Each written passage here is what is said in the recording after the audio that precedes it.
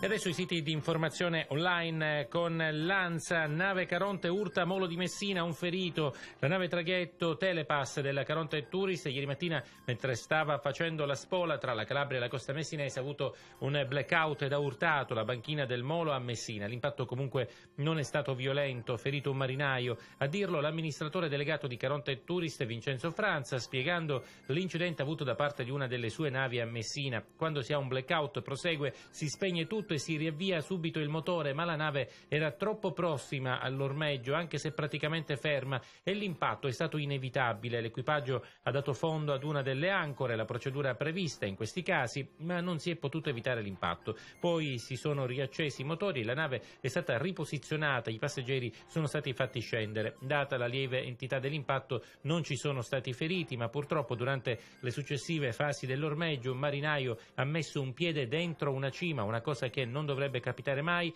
ma magari in una fase concitata può accadere, osserva. Quando la cima è entrata in tiro gli ha stretto il piede, ora sta bene ma ha avuto una rottura della tibia, è stato trasportato subito in ospedale, la zona è stata fatta evacuare.